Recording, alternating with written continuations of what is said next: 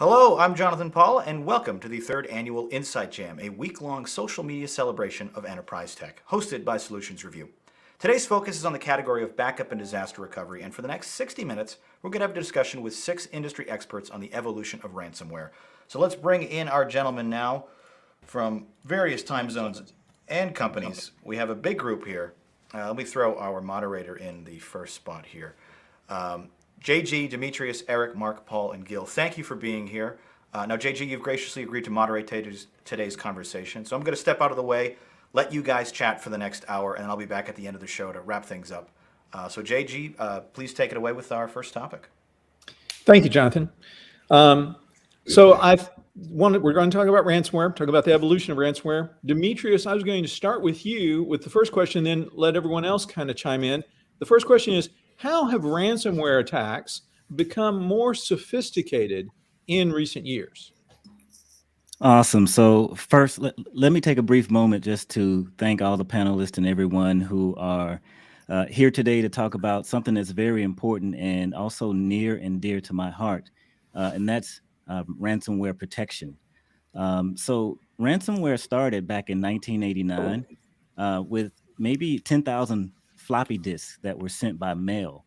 And so the evolution has grown since then. And today, some of the sophistication techniques that ransomware bad actors are actually deploying are things like ransomware as a service. So they've gotten really sophisticated where they also have call centers that if they happen to infiltrate your system and encrypt your data, then they will actually call you and do a shakedown tactic to actually try to shake down Bitcoin for the actual service. So that's just one of the sophistication techniques and how sophisticated ransomware has begun to kind of proactively go after when it comes to ransomware. So that's just one thing that I'm really thinking of, JG. And thanks for allowing me to be the first up. Thank you, sir. I realize that we should probably introduce ourselves. I'm going to introduce myself. My name is JG Heathcott. I'm the general manager at Retrospect Incorporated. That's a store-centric company. Retrospect has been in the backup business for small, medium software businesses for decades. And one of the things, of course, that comes up with ransomware is, as a defense, a good backup is one of your better defenses. And there's a lot of tactics that we're going to be digging into that, but that's what I'm really excited to talk about with today. So why don't we go on and let's introduce everyone else. Demetrius, you've introduced yourself. Gil, why don't we hear from you? Hi, so it's a pleasure for me to be here today. So my name is Gil Shawat, and I'm heading the product line at Accelarlo. Accelarlo provides a modern approach for handling and managing and securing data, mainly for data, for dev and test environment, as part of the software development life cycles and for data analysts. I have more than 20 years of experience in the storage domain, particularly in disaster recovery and backups. I started at IBM many years ago and served as product leader in several startup companies. I'm very happy to be here today and to discuss this challenging topic of ransomware. Thank you, sir. Eric, let's hear from you. Let's introduce yourself, please. Well, thank you. Really appreciate Solutions Review inviting us all to this very important panel. This is a top of mind topic. I'd be remiss if I didn't remind everybody who's listening in that in the Fortune magazine survey of CEOs, not CIOs, not storage people, not backup people, not even the chief security officer, CEOs, the number one threat to the companies cited by CEOs was cybersecurity. So hopefully as a result of this panel, you'll realize how important it is to have your storage estate part of a comprehensive cybersecurity strategy across the company. My background, I'm currently at Infinidat. We're a small company. We focus on enterprise storage, previously CMO of IBM Storage Division, VP of Product Marketing at IBM, and a Senior Vice President at EMC. In addition, I've done 7 startups. Thank God. 5 of those 7 have been acquired. Why I'm wearing this Hawaiian shirt, of course. Anyway, back to you, JG. Thank you, sir. Thank you. Mark, let's hear from you. Well, thanks so much, EG. My name is Mark Chuang, heading up product marketing at VMware. covering our portfolio of storage as well as data-related products. I'm very thankful for Solution Review inviting me here because VMware has been working with our customers on the important topic of disaster recovery for well over 10 to 12 plus years. And now, of course, ransomware being perhaps the most often talked about, brought up topic whenever I do sit down with customers. So glad to be here. Thank you. Thank you very much. And Paul, let's hear from you. Yeah. Hi, JG, and hello to the fellow panel mates. I'm glad to be here. Paul Speciali, Head of Marketing at Scality. We are also in the storage space. We're a software-defined storage vendor specializing in file and object storage. And I'll tell you, not a day goes by in my workday where I don't hear about somebody saying a customer has a ransomware worry or a ransomware, concern that we need to address. It's really become the top of mind topic. And even for us storage vendors where, we typically sit behind the servers and the network security, this is something where we need to bring solutions, right, to be part of the overall equation and help people prepare, because it's really becoming a when, not an if. Absolutely. Absolutely. Before we go on to the next question, did anyone else have anything to say about how they perceive ransomware attacks becoming more sophisticated? Yeah. Yes, I mean, I'll please. Oh, I'll sorry. share real quick. It feels like since the early days, there's just this whole ecosystem that has now developed around ransomware because, of course, it is, financially lucrative. And so you're seeing gangs that have specializations. Some people will specialize in the credential theft. Other, folks is specializing in the actual development of the malware. Other folks specialize in the encryptors and the decryptors. So it's that ecosystem based on specialization because that's how they found to have their attacks be even more effective. No, that's a good point. Gil, I think you were going to say something? Yes. So I think that, I can see that now the attackers become much more sophisticated today. They are really organized crime groups that either work by themselves or work in conjunction with others. And the main trade that I see is when back then in the past it started targeting the individuals and the personal computers, but now they are starting to attack the real data center. So the valuable data, the sensitive data that are in the data center are at risk. And we saw the attacker also going into the lower environment, which is a new opportunity for them, because lower environment withholds the backups and sensitive data replicated from the production are much easier to access because they are less protected than the production. So I think that we will see more and more attacks on these areas, and this is the areas that Accelarlo handles. Makes sense. Okay, well then let us go on to the second question. And Eric, I'm going to let you go first on this one. The question is, how can businesses be proactive in combating advanced ransomware attacks? So basically, there's three legs to this stool. First of all is the castle wall and the moat filled with the alligators. So you need to have edge protection across your network infrastructure. Second thing you want to do is make sure that you are patrolling within your castle walls. And you want to do that on a continual and constant basis. Now, unfortunately, one of the things that has been noted by security industry analysts is that the normal time for a breach to happen and be rectified is 287 days.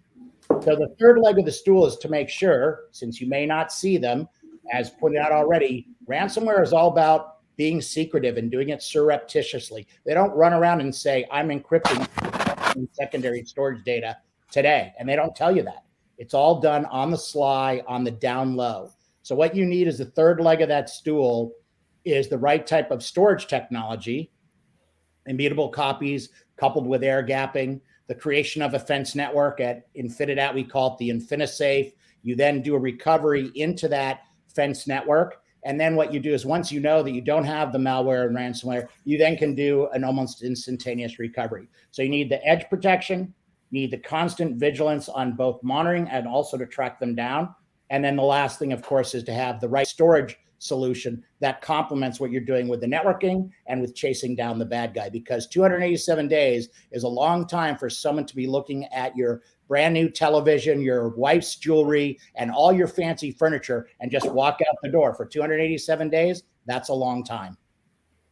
I love that analogy. The last would be the knights, you see, patrolling all that. See, that was great. Did anyone else have anything that they wanted to talk about as far as how to become proactive? Yeah, this is Paul. Maybe I'll just chime in a little bit and take off where Eric left it.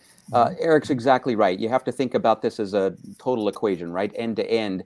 I think one of the things that's surprising to us, though, is that there's still businesses that kind of think, maybe this won't happen to me, and they're not really preparing for when it happens.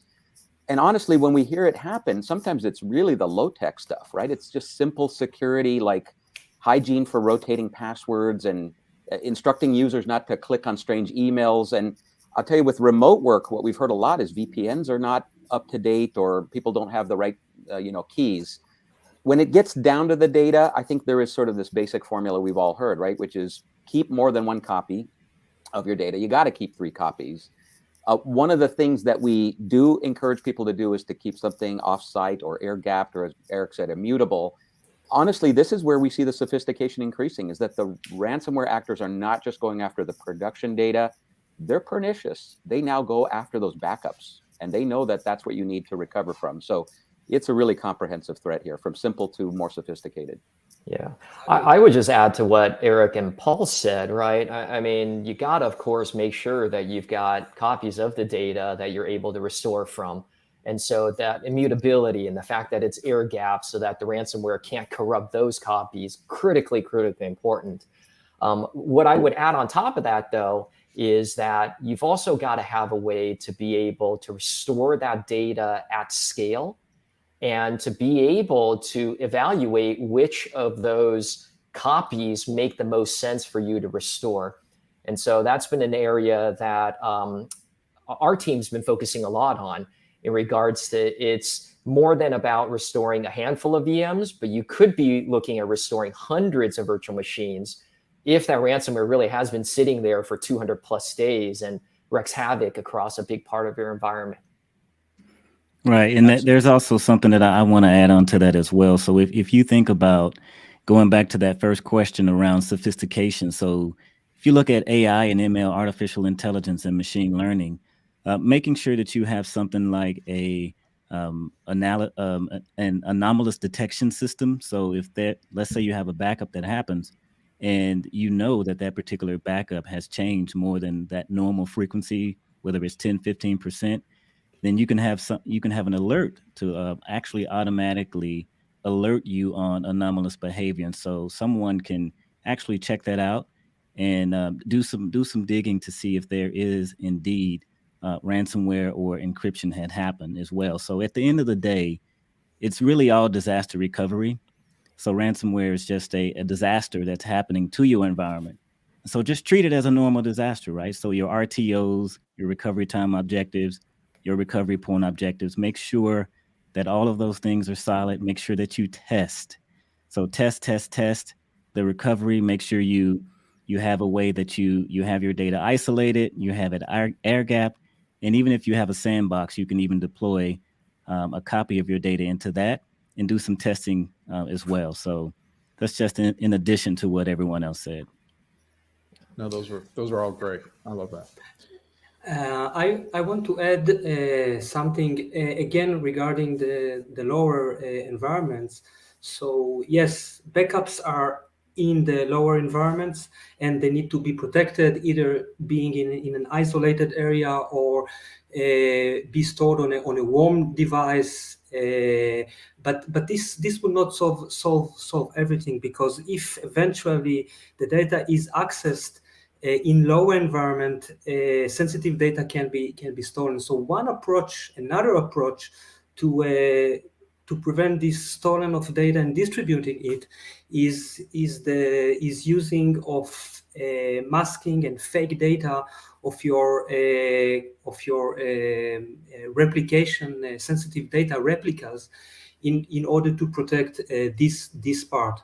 Also, with modern data virtualization and backup techniques, recovery can be quite granular. So you can recover to a snapshot that happened just before the attack, and instantly you can bring up a database in a click of a button, very fast, and do a recovery in very low RTO. So all these techniques can help and enable DataSec personnel to perform fast recovery from major ransom attacks in up to few hours.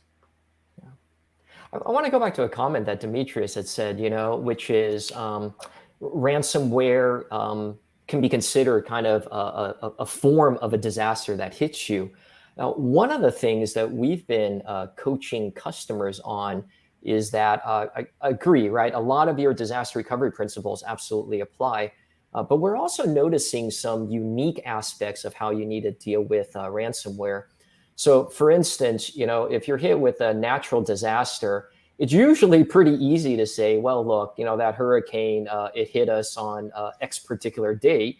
So picking the recovery point you want to go back to, pretty straightforward, right? But what we're finding with ransomware is that trying to identify which is the best point in time, or you may even be having to assemble different portions of data from different points in time.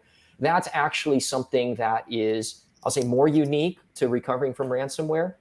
And so the ability to be able to quickly evaluate many different points, run it through your security checks in order to determine which one to restore, I would say is something unique we see with ransomware versus other types of natural disasters.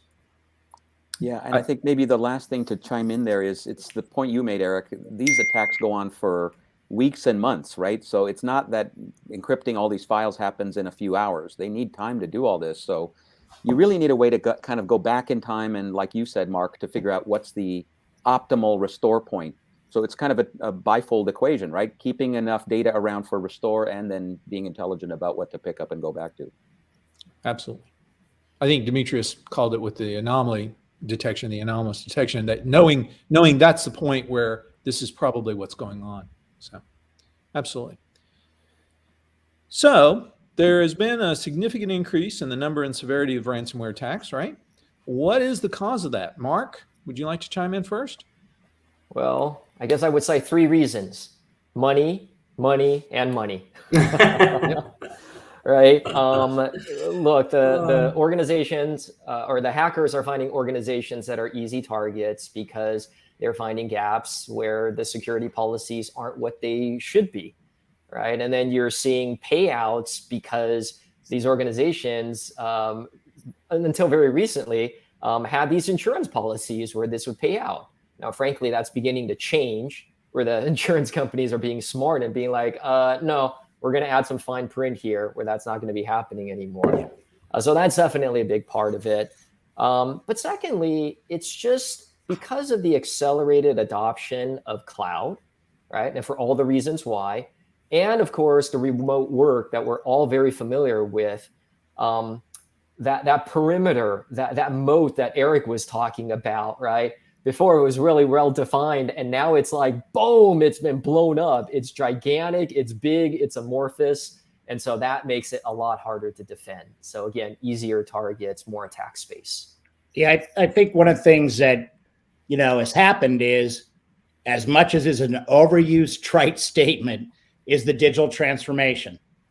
Okay, I don't care if you're in the swimming pool business, and Paul knows this. Before I got into high tech, I was general manager of a swimming pool company, and we used to dig it, with the hoe and the this and the that. Well, guess what? My friend, my college roommate's still in that business, and guess what? They're all computerized. They do everything on computer. It's all done graphically before they even decide where to put the plumbing, how to put the solar on the house, and obviously, even something as small as that, everything is digital. By the way, when was the last time you went to a bar or a restaurant and paid cash?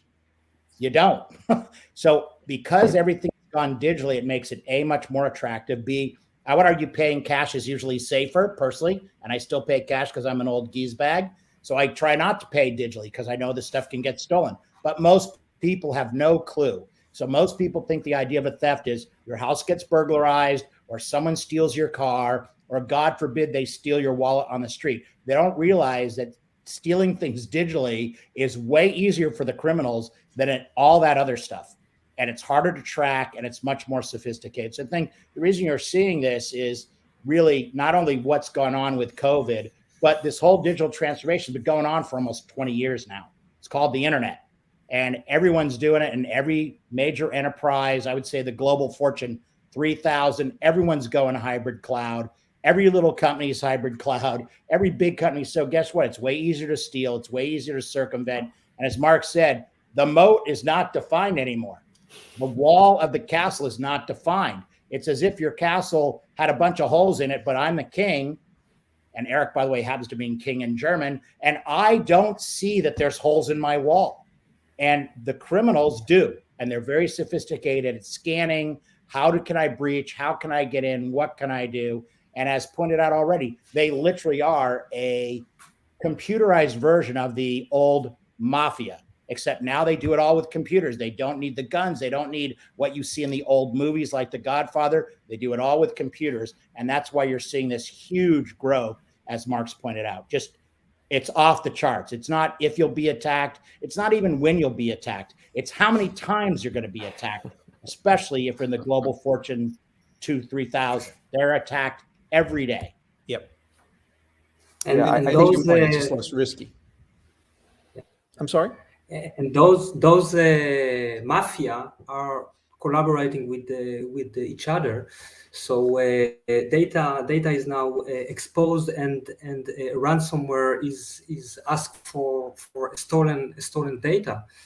And now with the restrict privacy regulation, if a company are exposing personal data, they are exposed to very large fines under GDPR and other regulations. So this now become a real threat for and a good opportunity to do business for the criminals.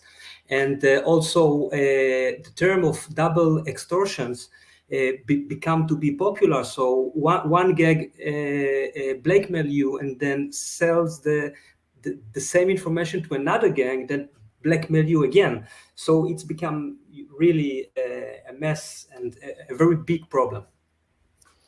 Yeah, and maybe just one more comment on the profitability angle. It's obviously so tempting to people, right? You need to be sophisticated to pull off some of these attacks. But we've heard stories about people that are not that sophisticated. You've got a case of a 17-year-old that actually called Twitter employees that were remote and pretended to be their IT staff, right? And gained access to their VPN that way. So we have to look at this as kind of a broadening threat scheme, and it doesn't always have to be these gangs, right? It can be somewhat simpler. Yeah, the barrier of entry is certainly going down, for sure. Okay, so Paul and actually Mark, several of you mentioned remote work, right? How has the shift to remote work impacted this landscape of ransomware? Paul, did you want to start? Well, yeah, I think it's one of the things I just kind of alluded to, which is we're all remote, and increases the threat attack surface. Honestly, I think it comes back to hygiene. We're all connected remotely. You have to do the right things on VPNs. Users are getting exploited because they need help connecting. But just having the right things in place in terms of your VPN passwords and multi-factor authentication, I think is one of the things we're just doubling down on. Because again, the more you dig into the cause of these things, sometimes it comes back to just the simple things will help, right, on the perimeter security side of things. Well, certainly one of the things that Retrospect's been a virtual company long before it was socially cool.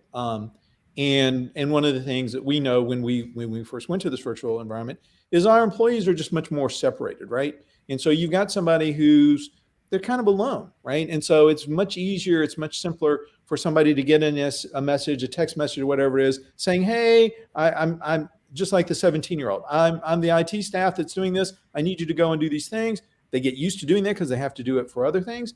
And it really makes it kind of goes back to Eric's thing, right? The holes through the moat, there's just every person becomes an entry point now. Yeah. I'll give you a couple more things that caught my attention. 91% of these attacks now start with a spear phishing email. Yep. Right. It's not the only method, but boy, that is a common one, and it's sure we're all effective. susceptible. Demetrius, did you have something? Yes, I was just going to jump in. I was going to mention phishing as well. And if you think about phishing, I just received a message today saying that I had a package at the post office, but there was an error in the way package was spelled. So I immediately knew that, hey, I didn't have a package at the post office. So not only are organizations and businesses being targeted, but individuals, right? You and I. For sure. It's our computers at home could actually, get infected with ransomware. So it's a greater threat toward the organizations and also toward individuals as well. I was also reading that the U.S. military may get involved with acting on ransomware gangs, and they've been able to recover millions of dollars in cryptocurrency and Bitcoin that the bad actors actually charge you for extortion. So it's beginning to get more and more sophisticated from that perspective. And also the digital transformation, as Eric mentioned, has actually made everyone walking around with digital wallets, basically. Right. Absolutely. Well, it's certainly true that ransomware, like other technology, right, may start off that, we're enterprise focused, but it's easier and easier to come down. And I know that there's a lot more ransomware that's happening on the small business level, but also, as you say, on the individual consumers. It's just easier to do. Yeah, I actually heard that something like 3/4 of these attacks are now companies under 1,000 people. Yep. Right. And they're happy if they can extort a few $100,000. Because again, it's this automated approach. So for them, they're just cranking the crank. Yeah. Just last week, I get a text from a buddy, and he says that his home NAS server got hit by ransomware. I mean, it was only family photos and videos, and he had backup copies. But you're right. I don't know how much they asked him for his ransom, but with as, quote, easy as it is with ransomware as a service and everything else, right? Everyone is a target, including the individual and the personal. Well, this all comes back to, it's not if they will attack you, it's when and how often. And that's why, as a longtime storage guy, you need the three legs of the stool. You need to protect the edge. You need to have the knights inside the castle searching for the bad guy and constantly looking, right? When you go to, the old days in the old movies, what do you see? You see the foot patrolmen in the major cities in those old 1950s and 60s movies. And that's what you see. And that's what they really used to do. And they did that for a reason. They know, and they've proven now, mostly in cars, that when they patrol the streets and they're visible in a high crime area, crime goes down. So you need to do that. And lastly, which most people forget to do, if you don't have cyber resilient storage, you are going to be in a pickle, because it's going to happen. And like I said, the average time is 287 days between when the breach starts to where you actually even realize it. So all that time you are susceptible to theft. And while we've been focused on ransomware, we haven't even talked about internal cyber threat. I was called to a court case a couple of years ago, and 10 IT employees across 13 banks stole $175 million a penny at a time. So thinking that you can't have internal crime, okay? If I hack into Paul's system and I steal his customer list, how's he going to know? Or what if I pay off, Mark's IT guy? VMware is a big company now with a high market valuation. If I steal that customer list, hey, while it's not malware or ransomware, which is what we've been focusing on, thinking that this stuff doesn't happen internally isn't realistic as well. So that's why the issue needs to be up at the high level, and why anyone on the IT side, whether it's be the storage or backup admin at the very bottom, up to the CIO, including the CISO, the CFO, obviously in the bigger companies like Mark's, the chief legal officer, they all got to realize that this is no joke. And so they really need to protect them. And then in the small companies, you probably need to get the right reseller to help you out, because obviously the big global IT companies, they don't have a lot of people, but they all have business partners who've all been trained on how to help you. And clearly all the security companies out there have a group of resellers that can go into the small swimming pool company or whatever the small company is, help them out. So whether you're big, medium, or small, there is a source for help between the vendor community, the security vendors, the storage vendors, and of course the right business partners that can help you out. If you're a smaller company and can't get IBM or EMC or Microsoft or Oracle to help you. And sometimes, that's why you need those resellers. So everyone can get help, whether you're big, medium, or small, and people should do it now. Absolutely. This does go back to the thing I was saying with remote, where people can feel isolated. Does anyone else have any comments about how remote has impacted this landscape? No? Then we can go on to, you know what, I do kind of want to talk about something you mentioned, Eric, where you were talking about some of the techniques that people have got, where you were saying, what is cyber-proof, security, right? So immutable backups, obviously, something where you can make a backup and that backup cannot be tampered with, cannot be deleted, even if by yourself, and particularly by yourself, because that's what can happen. What other mechanisms, what other things would you say would be part of this checklist of things that people should be aware of? Well, let me go first. I think a couple things. You need to air gap, and you could air gap in multiple ways. A local logical air gap, which is distinct from the host, a remote air gap, where you go to a hybrid cloud configuration, or if you're a large company, from data center 1 to data center 2 and data center 2 back to data center 1. So you've got an air gap.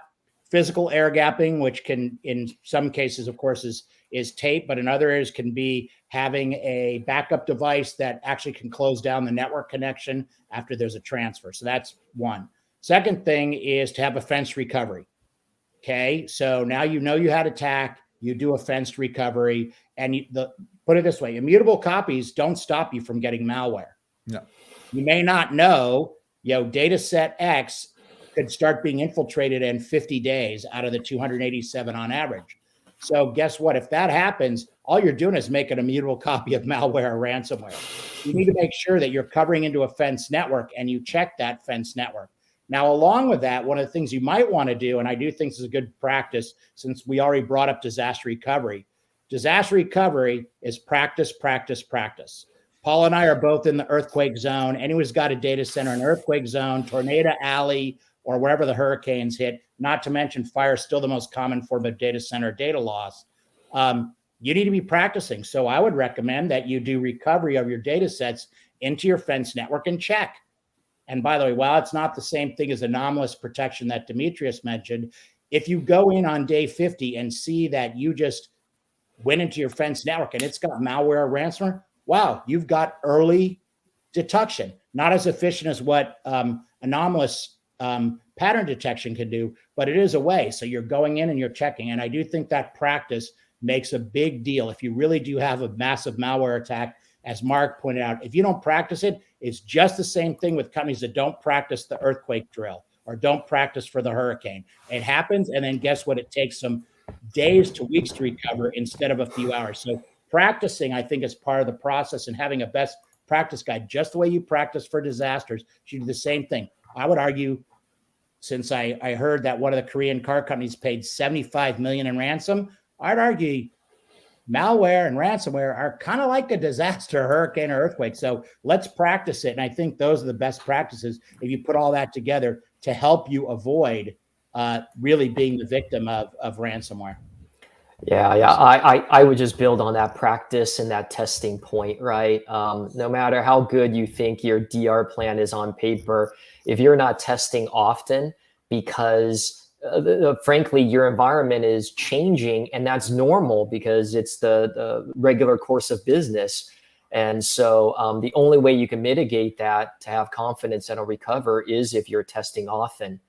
And then I would say even beyond kind of typical DR tests, leveraging software. This is one thing that we emphasize in our solution, which is being able to go in and even every 30 minutes running like a mini test, so that if you detect any dependencies that are broken or any configuration changes that may break what your predefined DR runbook says, then you'd rather know about that right away within 30 minutes without even waiting for your next monthly or bi-weekly DR test. Absolutely. Absolutely. So we've covered a number of good things. The immutability, anomaly detection, which again, if you have software, Retrospect can do this. If you have software that can do anomaly detection, or you have to manually do it, you can still do it. Testing has always been a big thing. No one's mentioned the 3-2-1. That's the old school backup pattern, right? You need to have 3 different copies. You need to have them on 2 different kinds of media, and you need to have one offsite. That still works, I think, in the cyber world, right? It's not enough, but it's definitely a tool. Does anyone have any others? Well, I think I'll just add that it's really a layered approach, right? I mean, everybody knows about authentication and access control. We deal with unstructured data, so we're kind of in the file and object storage model. Sure. There are immutability techniques now for locking data in that world and for putting compliance mode and retention periods. You need more on top of that, right? I mean, that creates kind of a virtual air gap, but you'd like to have more than one copy. You'd like to have versions of the data. And then, thinking about more things we can do to kind of alert early when these attacks are happening. There's techniques, like we said, anomalous pattern detection. There's the idea of canary files. There is more, but the technology now has gotten to the point where we're able to deploy solutions that provide a good, good effect in terms of the overall spectrum. That sounds great. So let me ask this question. I'm going to open this up. Where's ransomware going to go, right? Hot. It's hot. It's definitely going to be getting hotter. Yeah, it's not going anywhere. The question anywhere. is, what's coming next? What are people got to worry about that they haven't even thought about now?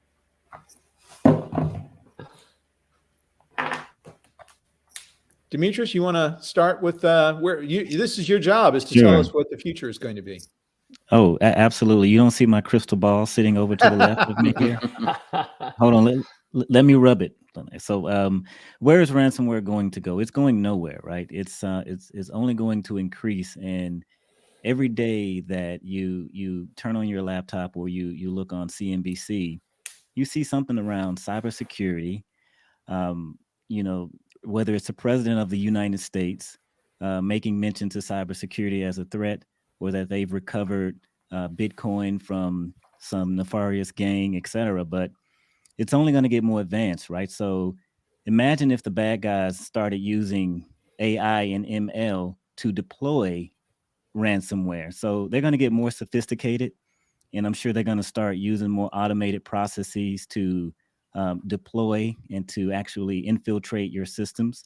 So it's only going to increase, and the world is only going to become more digital. And just a final thought here, I like to leave an analogy of Ready Player One as being the future, i.e. why Facebook changed their name to Meta, and they're going into the metaverse because it's a virtual world that we're all moving toward. And that's only going to cause more issues around malware, phishing, and ransomware type attacks. Absolutely. I think you're going to see the bad actors continue to get more sophisticated and selective about where and when they attack. Because, after the Colonial Pipeline attack, I think they realized oh goodness, there are some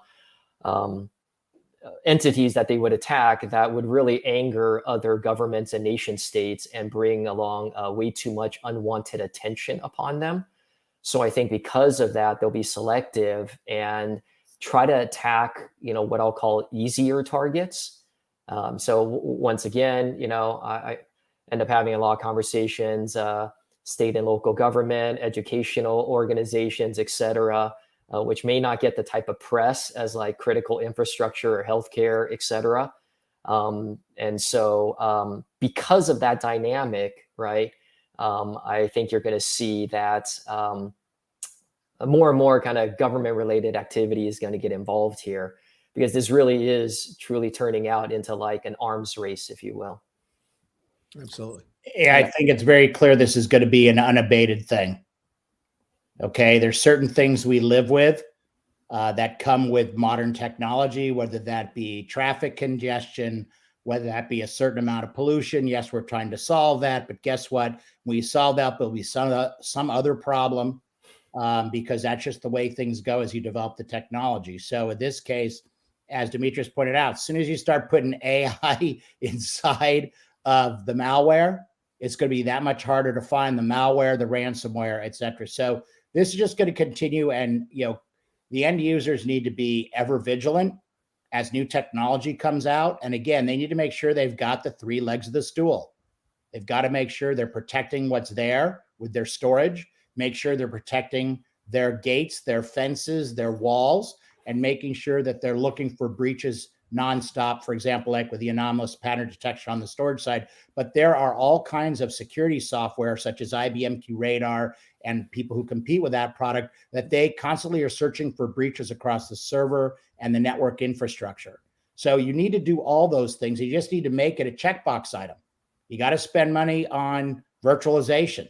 You got to spend money on servers. You got to buy laptops. You got to buy cell phones for your employees. You have to have office productivity, whether that be Microsoft or whatever. And thinking this is going to go away, you just need to make a budget for security. And that security is not just a traditional security like the CISO things, but security that's now related to their entire infrastructure of servers, networks, and storage. And if they just plan for it and do it right, it's never going to go away, but there'll be less victims. It's the same thing. If you have a fancy house, do you have an alarm? Do you make sure you lock your doors at night? In the old days, I'm old enough, we actually didn't lock our doors at night. But today, there's nothing you can do about it. So you have to lock your doors at night, whether you like it or not. So you just got to make sure you do that. And make sure the IT teams budget for it, get the right processes. Mark pointed out, if you don't practice, it doesn't matter. So you got to practice, put all these processes in place, follow the processes. If there's a change, then you change your process. But if you budget for it and do it right, you'll be less victimized than other companies will. And that's what it all takes about. Everybody needs a server.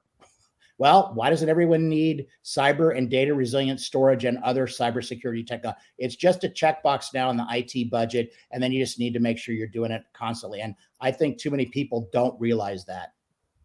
Yeah, and I think the other worry, of course, for me is, the ransomware actors, they keep being one step ahead, right? We all talked about them specializing. What's their next target? Will cloud deployments become a target if they're not already, right? We already talked about remote workers. What about embedded devices, right? IoT, vehicles, your Nest camera, your alarm system. There's so many other threat vectors that I think that's where the evolution of this goes in the future. Certainly. I do think that two things, just to call it out. You've already mentioned it. Demetrius in particular, with machine learning, these guys are going to be using the same thing. What are they going to be using it for? It's to better target their individuals, right? So as an example, 2 years ago, we came on board with StoreCentric and we changed out our email, right? Retrospect, when it was Retrospect Incorporated, was using Gmail, and then with StoreCentric, we went with Outlook. So we had this big migration. Guess what I got? I got an email. Now, it could have been coincidence, but I think in the future, it's going to be less of a coincidence. I got a spear phishing email.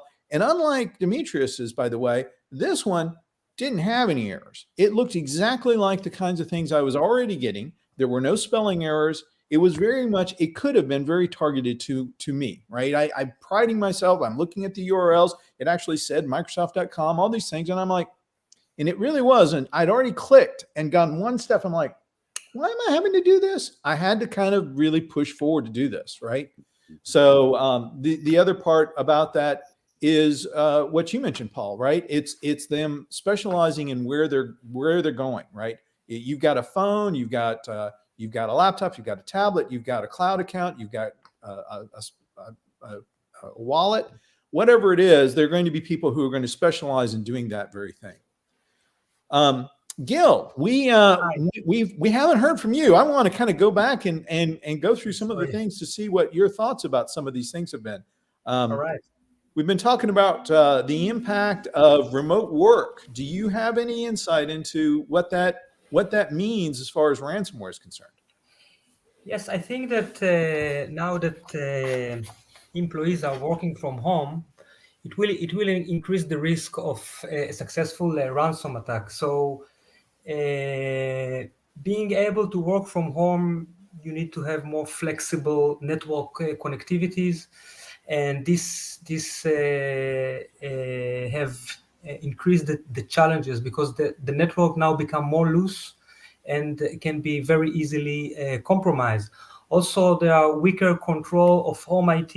It's difficult now to control what individuals will do at home.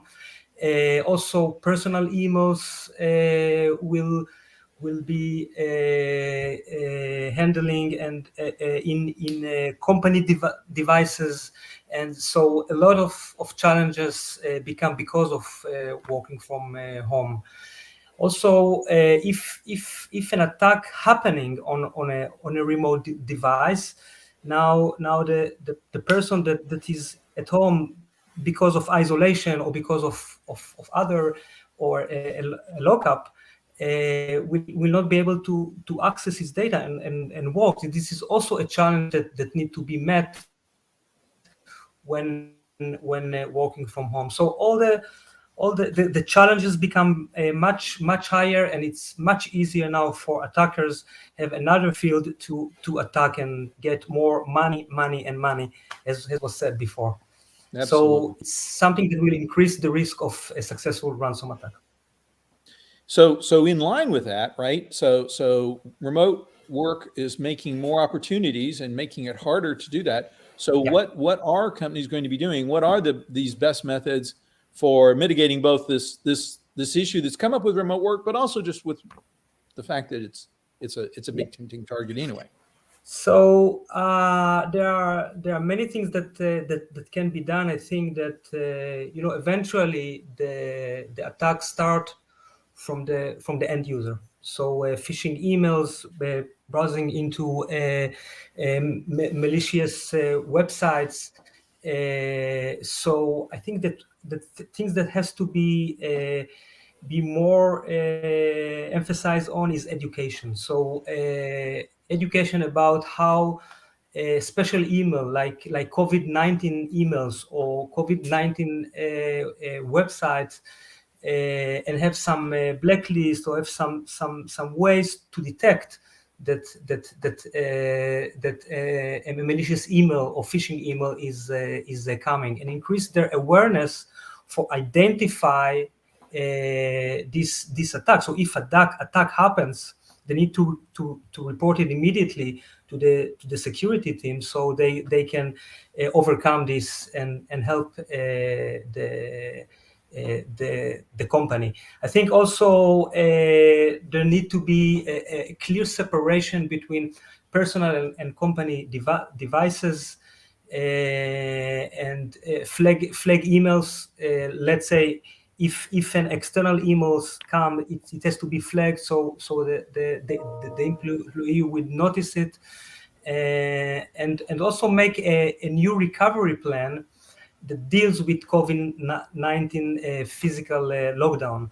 So if a lockdown happens, first of all, it's a good opportunity for the attacker to attack, but many individuals will not be able to travel, especially security guys, and fix the problem. So they need to have some permissions to travel during lockup. So a lot of other new type of planning need to be done in order to mitigate those challenges. Right. Now, so you mentioned education, and on the one hand, right? On the one hand, absolutely, super behind that. On the other hand, I also know that from a backup vendor perspective here, right? We'll talk to somebody and we'll say, hey, you should back, because Retrospect, one of the things that we're very good at is backing up endpoints, right? So you've got a laptop. For a lot of companies, a lot of people, they're like, we don't bother backing up laptops. We don't bother endpoints. We just tell our users, this is a key. We tell our users, man, if you want something backed up, you put it on the server over here, and then it's going to get backed up. Well, that was great. That was great right up until the time when they didn't put that file over there because they forgot, or they didn't get that memo, or they didn't get that, whatever it is. And so education becomes a bit of a challenge, right? I'm completely on board with the need for doing it, but it is a challenging thing to do. How do we go about educating as a company? How do we go about educating our employees about the issues with cyber security and what they need to do and what they need to not do? How does that work? Can you start me with that, Gil, since you mentioned that? So I was speaking mainly about the end user. So the end user responsibility to do backups, I would not count on that. Even if you educate them, I think that backups should be done automatically by the organization. So that the workstation need to be backed up by themselves. Education is not an easy stuff. It's an ongoing things that you need to do, and hope for the best that it will eliminate only part of the risk of getting into attack and preventing attacks.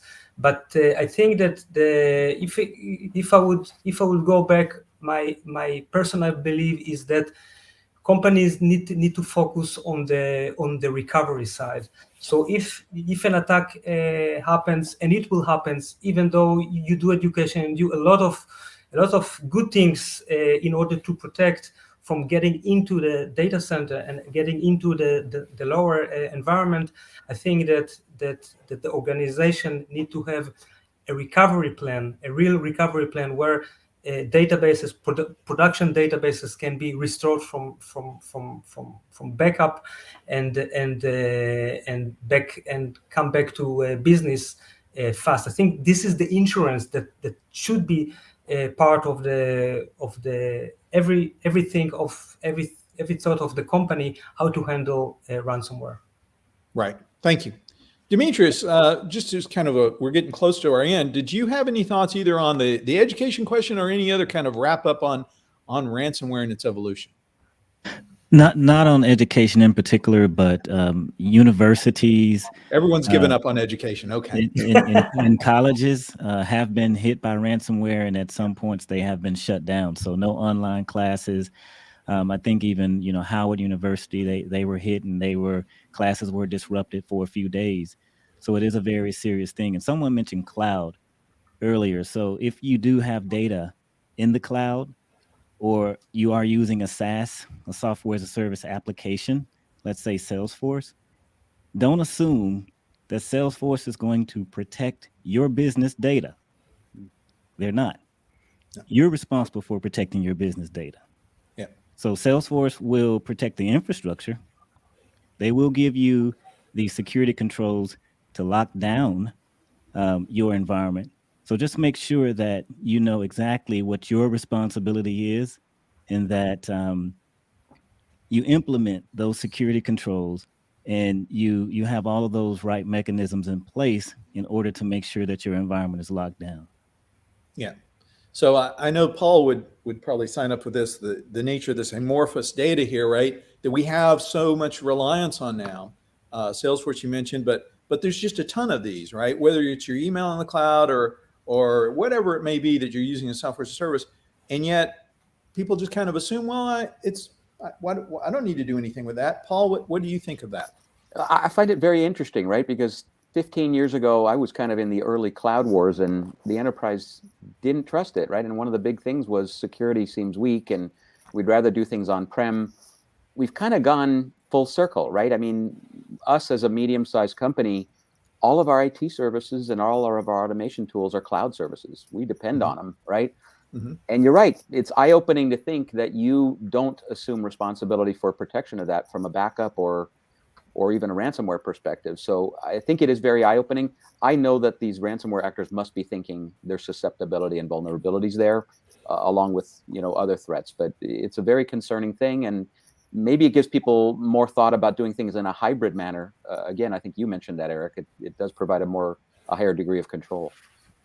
Well, in line with hybrid, it's one of the reasons why, for many reasons, that Retrospect is sort of stayed as a hybrid approach, meaning that we've focused a lot of our attention on being able to back up to the cloud, back up the cloud itself, but we still have tape support. We're coming out with LTO 9 support right now because tape's kind of one of the original immutable backup solutions, right? So absolutely, I think that again, having a hybrid approach is a great plan.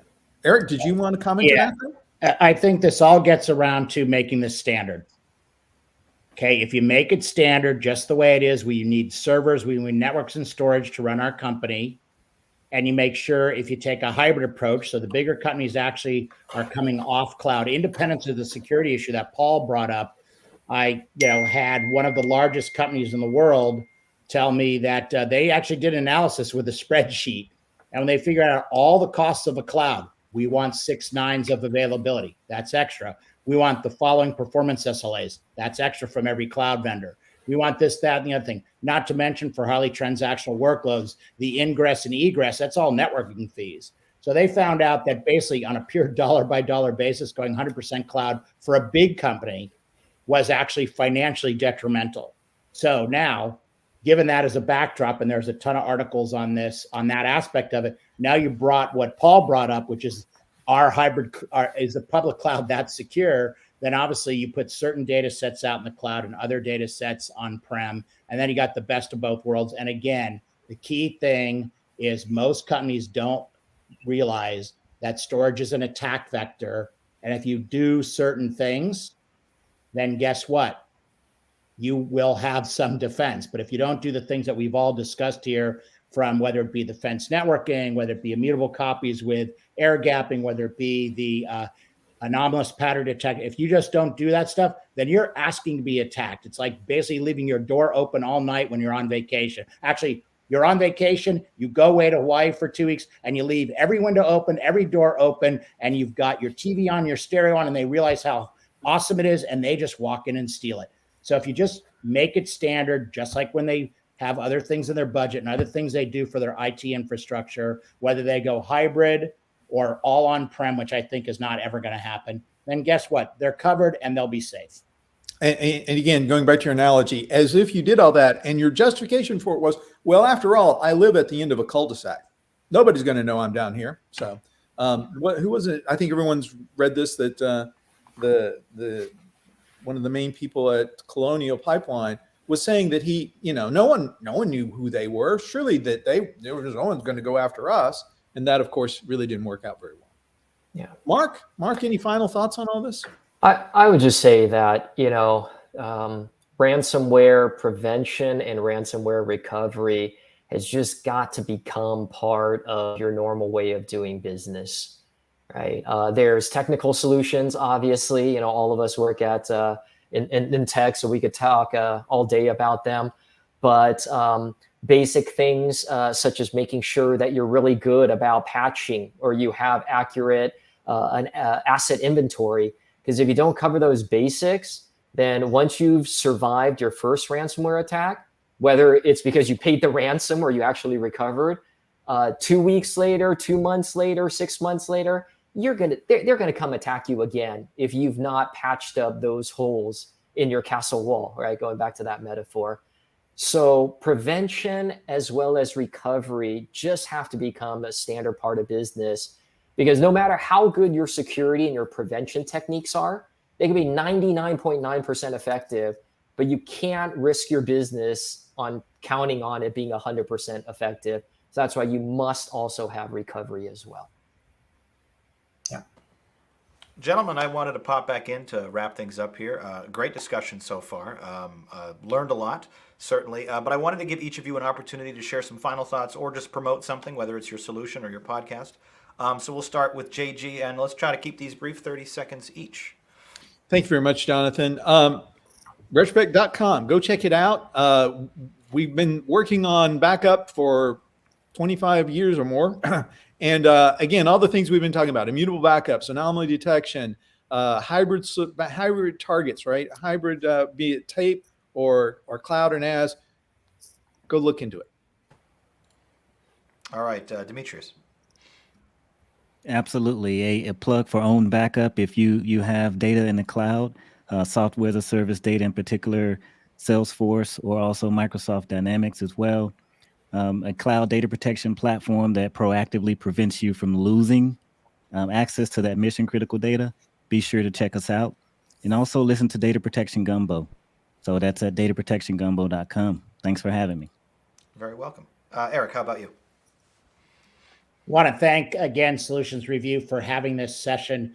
Again, I think if there's any takeaway from the end users that have been watching this event is it's a serious issue, and make sure that your storage helps you protect your overall cybersecurity strategy. And if you're the CIO or the CEO wants to leave storage out of the equation, then you're asking to be attacked. So let's make sure you're safe and secure out there, just the way you lock the door, just the way if you have a problem, you call the police. Security can help you do that. And storage is one of the key elements of that cybersecurity strategy. Absolutely. Gil, final thoughts. So first, thank you very much for this opportunity to speak about this interesting and challenging topic.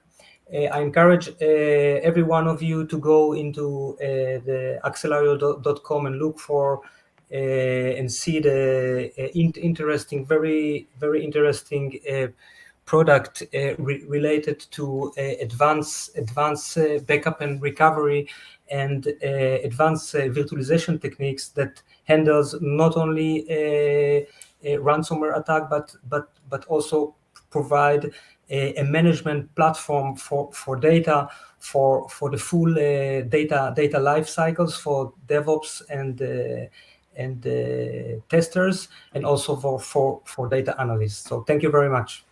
Very welcome. Mark, how about you? Yeah, again, thanks so much for putting this panel together.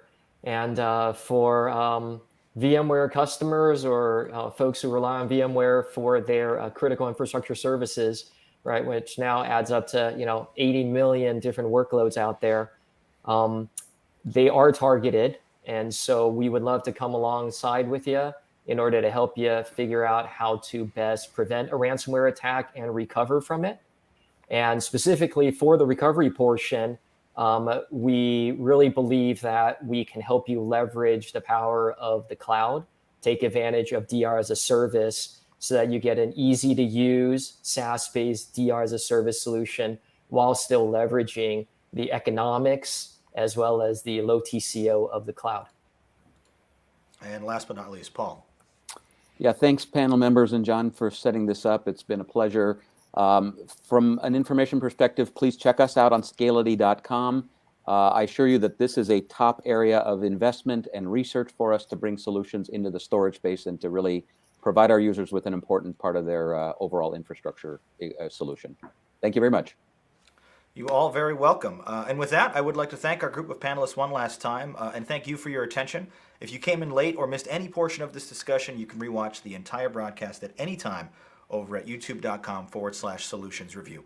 And please stay tuned to all of our social channels throughout the week for continuing coverage of Inside Jam, including our next roundtable discussion, which will happen tomorrow at 1 p.m. Eastern on improving work tech from home with WorkTech. Improving work from home with WorkTech. A bit of a mouthful. One last time, my name is Jonathan Paula. Thank you to our panelists and have a great afternoon.